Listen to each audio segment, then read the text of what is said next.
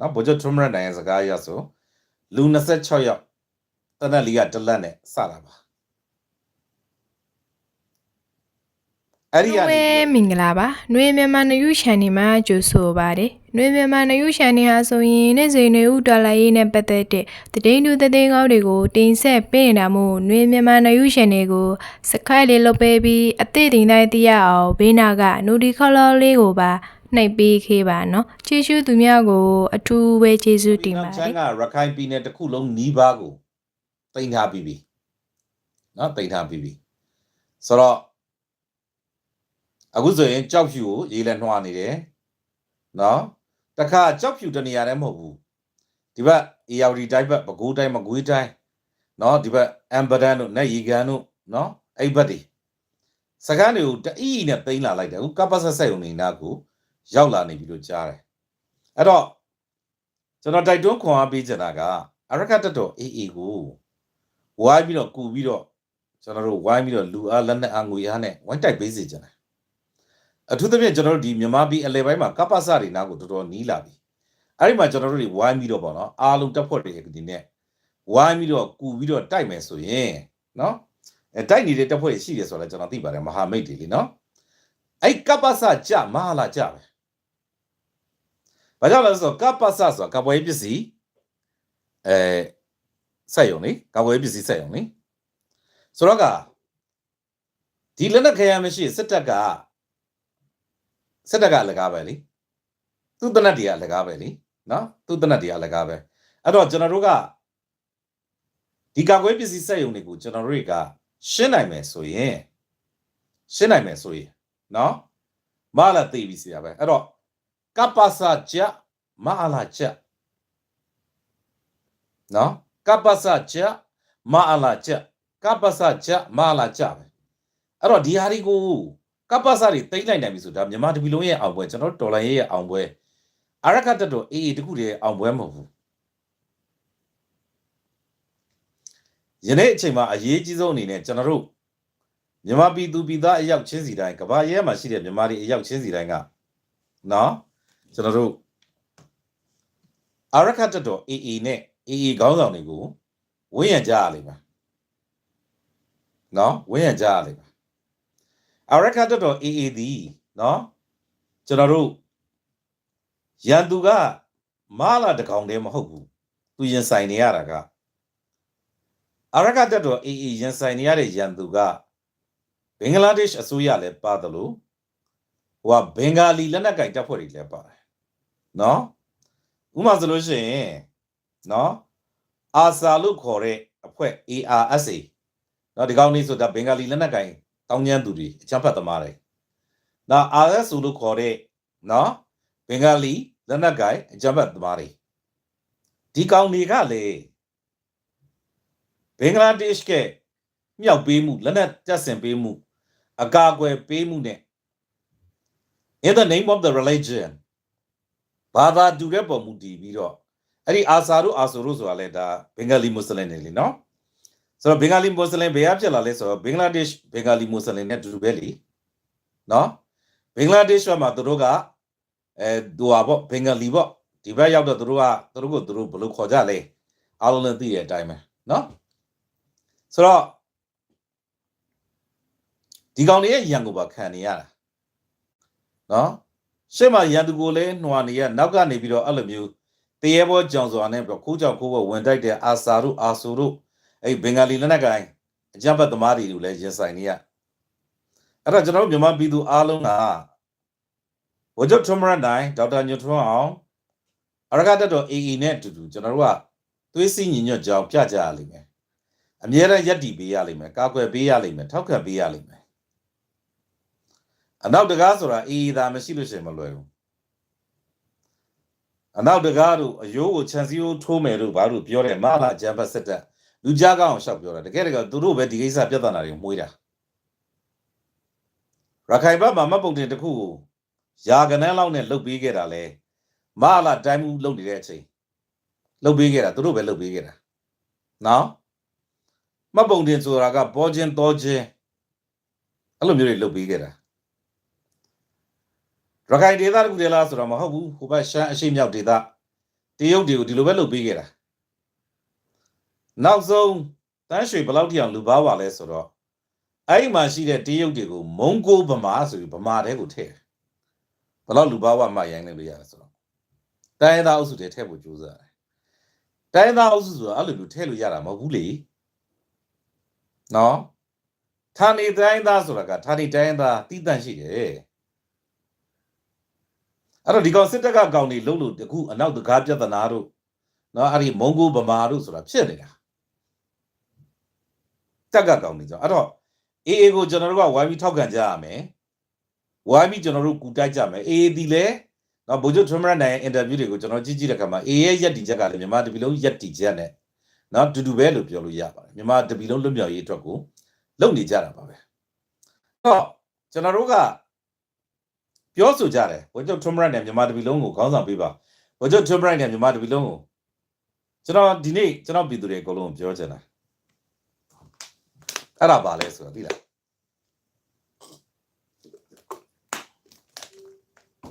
ဗိုလ်ချုပ်ထွန်းမရနိုင်မြန်မာတပီလုံးကိုနော်မြန်မာတပီလုံးကိုခေါင်းဆောင်ပေးပါလို့ခင်ဗျားတို့ပြောနေတာကတိတ်ပြီးတော့လက်တွေ့မဆန်လက်တွေ့ဆန်တာပါလဲသိလားမြန်မာတပီလုံးကဗိုလ်ချုပ်ထွန်းမရနိုင်နောက်ကနေပြီးတော့ရက်တီပြီးတော့အေးနဲ့လက်တွဲပြီးတိုက်လိုက်အဲ့ဒါသည်ဗိုလ်ချုပ်ထွန်းမရနိုင်တို့အရခတ်တက်တော်အေကမြန်မာတပီလုံးကိုနော်ဥဆောင်ပေးတာနဲ့တူတူပဲအမှန်တော့ခင်ဗျားတို့စဉ်းစားကြည့်ရင်ဒီနွေဦးတော်လိုင်းအစမှာနော်အေရလည်းဖိတ်ခေါ်ခဲ့မယ်ကျွန်တော်တို့ကလည်းဒီလိုအသိတွေရှိခဲ့မယ်ဆိုရင်ဒါပေမဲ့သွားစရာအမြောက်ပိုင်းပဲရှိတာဟုတ်နော်ကျွန်တော်တို့ကသာနော်အေရဲ့နေမြေတွေရှိကိုသွားမယ်အခုလိုမျိုးနေမြေတွေသိမ့်ပိုက်ထားပြီပေါ့နော်ဒီဘက်မြန်မာပြည်အရှိတောင်ဘက်ကိုမသွားဘူးဆိုလို့ရှိရင်နွေဦးတော်လိုင်းရဲ့ယနေ့အောင်မြင်မှုအနေထားကလည်းတမျိုးတစ်ပုံပြောင်းရင်ပြောင်းနေနိုင်တယ်နော်ပြောလို့မရဘူးဟုတ်တယ်ဟုတ်နော်ဟုတ်တယ်ဟုတ်ဘာကြောင့်လဲဆိုတော့အေကလူ26ယောက်တနက်တလက်နဲ့စားခဲ့တာအဲ့တော့ယနေ့အချိန်မှာဒီလောက်ထိအောင်မြင်အောင်လုပ်လာခဲ့ပြီဆိုတော့လीနော်နောက်တစ်ခုလက်တွေ့ကစစ်ကိုစစ်နဲ့တူအောင်တိုက်တယ်လေအေကဒီရခိုင်ဒေသတစ်ခုတည်းမှာတိုက်တာမဟုတ်ဘူးအေကနေရာအနှံ့မှာရှိတယ်မြန်မာတပီလုံးအနှံ့မှာအေဒီရှိနေတယ်ရောက်နေတယ်တိုက်နေကြတယ်ဆိုတော့ဒါတကူကလည်းကျွန်တော်တို့တော်တော်စိတ်ဝင်စားဖို့ကောင်းတယ်လေနော်ဆိုတော့ကျွန်တော်တို့ကဒီနေ့တော့ကျွန်တော်ဥစားပေါ့ညီကိုမောင်နှမတွေအားလုံးဒီသတင်းစကားပေးချင်တယ်ဗိုလ်ချုပ်ထွန်းမရနိုင်ဥဆောင်ပေးပါဗိုလ်ချုပ်ထွန်းမရနိုင်ဥဆောင်ပေးပါနဲ့ပြောတာလီပဲဗျသူ့ကိုညှင်းဆန်လို့မရအောင်လုပ်လို့ရတာတနည်းပဲရှိတယ်အဲ့ဒါကပါလေသိလားသူ့ကိုဝိုင်းပြီးတော့ထောက်ခံသူ့ကိုဝိုင်းပြီးတော့နော်ဝိုင်းပြီးတော့ကျွန်တော်ကထောက်ခံပြီးကာကွယ်ပေးပြီးလို့ရှိရင်ရှိတဲ့တပ်ဖွဲ့တွေအကုန်လုံးကသူနဲ့တူသွားပြီးတော့တွဲပြီးတော့တိုက်နော်သူ့ဒေသမှာသွားအဲ့တော့ Korean ဘက်ကကျွန်တော်တို့ရဲ့ PDF တွေကကျွန်တော်တို့ဒီဘက်နော်အေးနယ်မြေဘက်ကိုသွားအေးနဲ့လက်တွဲပြီးတိုက်အဲ့ဒါဒီဗိုလ်ချုပ်ထွန်းမရနိုင်နဲ့အေးကိုတော်လိုင်းရဲကိုဥဆောင်ပေးဖို့ပြောတာထက်ထိရောက်တယ်တချို့ကိစ္စတွေကကျွန်တော်တို့ကဗဇက်နဲ့ပြောလို့မရဘူးလက်တွေ့လို့ရတာအဲ့ဒါဥပမာ1နောက်ဥပမာ2နော်ဥပမာ2ကဘာလဲဆိုတော့အဖွဲ့အစည်းတစ်ခုပေါ်လာတယ်ပေါ့နော်သူကစစ်အနိုင်တိုက်မယ်ဆိုပြီးတော့ကြီးညာထားတယ်နော်အဲ့ဒီအဖွဲ့အစည်းကမလုတ်သေးဘူးလားဘာလုံပါလဲစစ်ပွဲပနယ်ပွဲတိုက်ပြီးပြီလဲလို့မေးလာခဲ့အဲ့ဒီအစားအဲ့ဒီအဖွဲ့အစည်းအတွက်နော်ဒါမှမဟုတ်စစ်အနိုင်တိုက်ဖို့လို့အတွက်လူရနေတဲ့ဘန္နာငွေကြီးတွေအတူရှိတွေနှခမ်းတီတောင်းနေ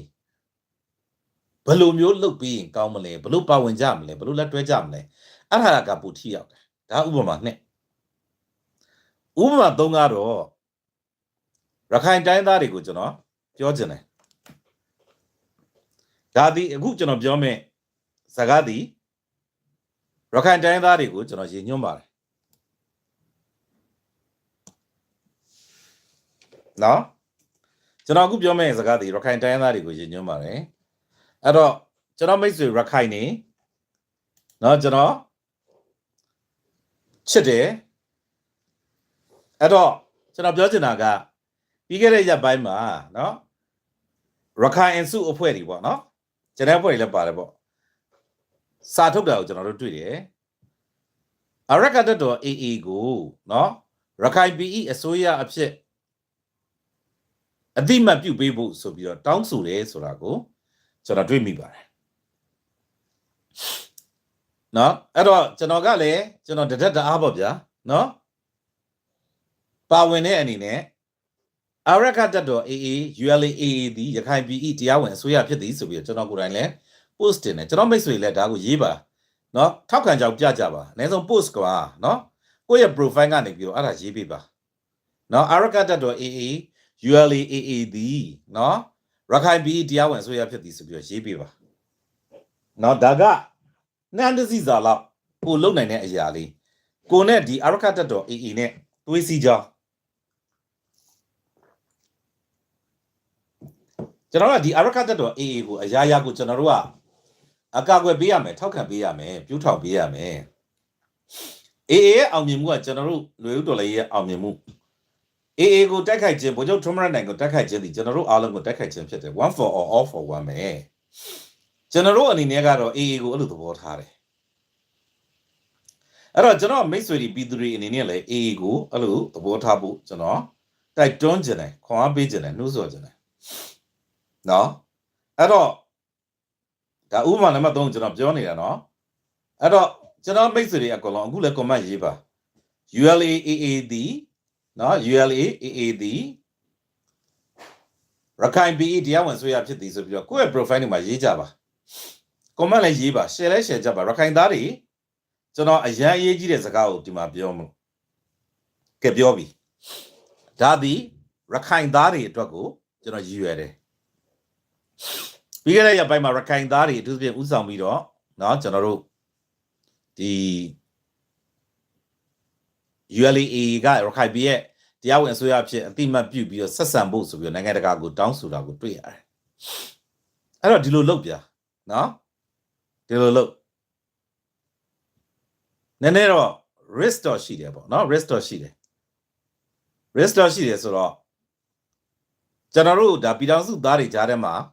ကိုယ့်ဘက်ကိုနားလည်ထားတဲ့အရာတခုတော့ထားပေါ့ဗျာเนาะကျွန်တော်ကြံပေးချင်တာကဟုတ်တယ်ခင်ဗျားတို့เนาะပြည်ထောင်စုအနေနဲ့သွားမယ်เนาะပြည်ထောင်စုအနေနဲ့သွားမယ်ဒါကိုလက်ခံတယ် Federal နဲ့သွားမယ်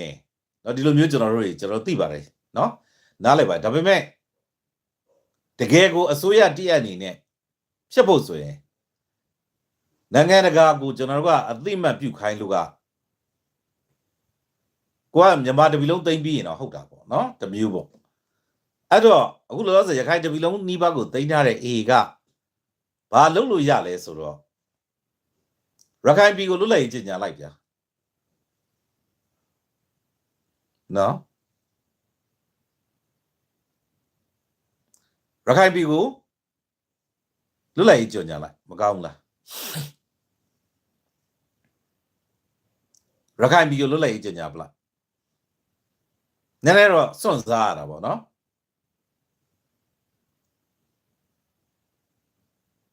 ဟုတ်တယ်လीနော်ဘာကြောင့်လဲဆိုတော့အခုလေခင်ဗျာကြေညာညာမကြေညာညာကိုကတရားဝင်အုပ်ချုပ်နေတာပဲလीအဲ့တော့ရခိုင်ကိုတရားဝင်လွတ်လပ်ရေးကြေညာသည်ဆိုပြီးတော့လှုပ်လိုက်ရင်ဒါနိုင်ငံရေးရလည်း risk ရှိတယ်နော်စွန့်စားရမယ်တော်တော်စွန့်စားရမယ်ဟိုပါပေါ့ကျွန်တော်ရခိုင်တိုင်းသားခေါင်းဆောင်ကြီးတွေရောမြန်မာခေါင်းဆောင်တွေအကုန်လုံးတော့စဉ်းစားပေါ့ဗျာကျွန်တော်က idea လေးအတွေးလေးတစ်စပေါ့ဗျာကျွန်တော်တင်ပြတာပါကောင်းကျိုးနဲ့ဆိုးကျိုးဘယ်ကပိုများမလဲပေါ့နော်ကောင်းကျိုးပိုများမယ်ဆိုရင်တော့ကြေညာပလိုက်ပေါ့ဗျာနော်ဘာကြောင့်လဲဆိုတော့နိုင်ငံတကာကိုအတိမတ်ပြုခိုင်းတာထက်လွတ်လပ်ရေးကြေညာတာကျတော့ပိုထိရောက်တယ်အဲ့ဒါမှသူ့ဘာသူဘယ်နိုင်ငံကအတိမတ်ပြုမလဲတော့ကျွန်တော်တို့မသိဘူးပေါ့နော်မသိဘူးသို့တော့ငါတို့ကလွတ်လပ်တဲ့အစိုးရဟေ့ဆိုပြီးတော့ကောက်ပြီးတော့ကြေညာရဲလားကြေညာရဲရင်ကြေညာပလိုက်ဒါရခိုင်တိုင်းသားတွေပြောတာအဲ့ဒီမှာကျန်တဲ့တိုင်းသားတွေအကုန်လုံးကလည်းဝိုင်းပြီးထောက်ခံတော့ရခိုင်ပြည်ကလွတ်လပ်တဲ့တိုင်းပြည်ဖြစ်အဲ့ဒီကြေညာလိုက်တဲ့အချိန်မှာနော်အချုပ်အခြာအာဏာပိုင်နိုင်ငံဖြစ်တယ်ဆိုပြီးတော့ကုလသမဂ္ဂနော်နိုင်ငံဖြစ်တယ်ဆိုပြီးတော့ကြေညာလိုက်လို့တကယ်လို့မြန်နော်အတိမတ်ပြုမှုထောက်ခံမှုကရမယ်ဆိုရင်တော့နိုင်ငံတကာတွေကနေပြီးရမယ်ဆိုရင်ပေါ့ဒါမှမဟုတ်အိန္ဒိယဖြစ်ဖြစ် ဘင်္ဂလားဒေ့ရှ်ဖြစ်ဖြစ်အသိမှတ်ပြုခဲ့မယ်ဆိုရင်ပေါ့နော်ပြုခဲ့မယ်ဆိုလို့ရှိရင်တော့ခင်ဗျာရှယ်ဖြစ်သွားပြီနော်ရှယ်ဖြစ်သွားပြီနော်ရှယ်ဖြစ်သွားပြီအဲ့တော့အဲ့ဒါလေးကိုကျွန်တော်ရခိုင်တိုင်းသားတွေကိုဒါတင်ပြကြည့်တာပါလွတ်လိုက်မကျင်ညာသိမ့်ဘူးလားမကျင်ညာခြင်းဘူးလားဒီအချိန်ကအကောင်းဆုံးအချိန်ပဲဘာကြောင့်လဲဆိုတော့ခင်ဗျာအခုလဲကြောက်ဖြူကျွန်တော်ရအောင်သိနေရမှာမဟုတ်ဘူးလားနော်ရအောင်တီးနေရမဟုတ်ဘူးလား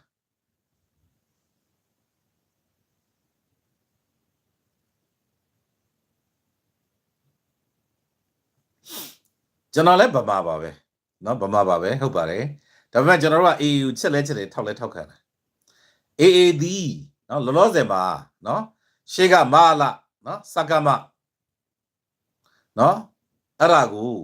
တီးနေရတယ်လို့နောက်ကလည်းခုနကဘင်္ဂါလီအကျန်းဖတ်လက်နက်ကိုင်တပ်ဖွဲ့နောက်ကနေပြီးတော့ဝင်ပြီးတော့အလက်ချောင်းပြီးတော့အလက်တော့နော်လောက်တာတွေကိုလည်းသူရင်ဆိုင်နေရတယ်ဆိုတော့ဒီကောင်တွေကအဲ့ဒီဘင်္ဂါလီအဖွဲ့တွေကပေါ့နော်အာဆာတို့အာဆူတို့အဲ့ဒီဘင်္ဂါလီအဖွဲ့တွေကဘာလဲဆိုတော့တော်တော်လေးကိုအောက်တန်းကြတယ်ပြောရမှာဘာသာရေးကိုအသုံးချတယ်ခုတုံးလောက်တာလောက်ပြီးတော့ဘာသာရေးနဲ့စီယုံပြီးတော့သဘုံထတယ်နော်အဲ့တော့တကယ်တော့ကျွန်တော်သတင်းဌာနတွေအားလုံးကိုလည်းဒီနေရာနေသတင်းတစ်ခုပေးကြတယ်ဒီလားနိုင်ငံတကာသတင်းဌာနတွေဖြစ်ဖြစ်မြန်မာသတင်းဌာနတွေဖြစ်ဖြစ်သတင်းတစ်ခုတော့ကျွန်တော်ပေးကြတယ်အဲ့ဒါကဘာလဲဆိုတော့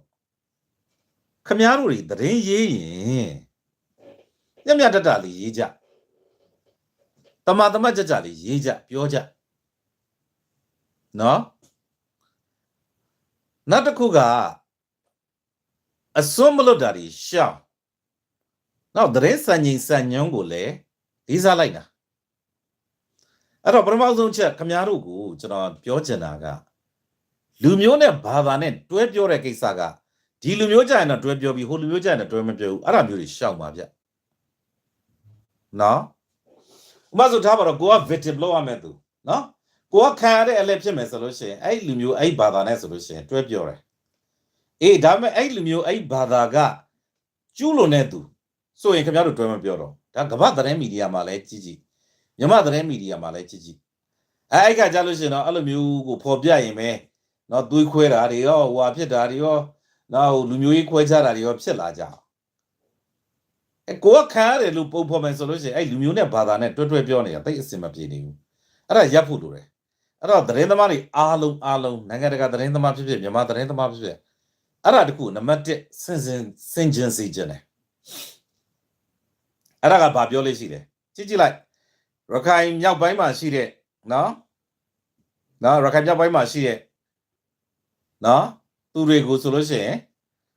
ဘင်္ဂါလီမွတ်စလင်တွေဆိုပြီးတော့ပြောတယ်ဘာကိစ္စနောက်ကမွတ်စလင်ဆိုတာထည့်ပြောတာအဲ့ဘင်္ဂါလီထဲမှာဗုဒ္ဓဘာသာမရှိဘူးလားအဲ့ဘင်္ဂါလီထဲမှာဟိန္ဒူမရှိဘူးလားအဲ့ဘင်္ဂါလီထဲမှာခရစ်ယာန်မရှိဘူးလားဘာကြောင့်ဘင်္ဂါလီမွတ်စလင်တွေဆိုပြီးတော့ပြောပလိုက်တာလဲဘာကြောင့်နောက်ကဘာသာကိုတွဲရထည့်ရတာလဲ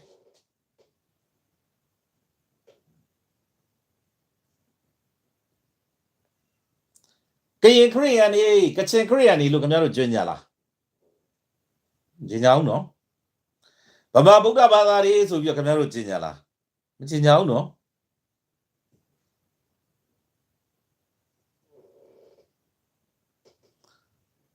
ပြောတာအကုန်မကြားရတော့ဘူးတဲ့ဟဟလား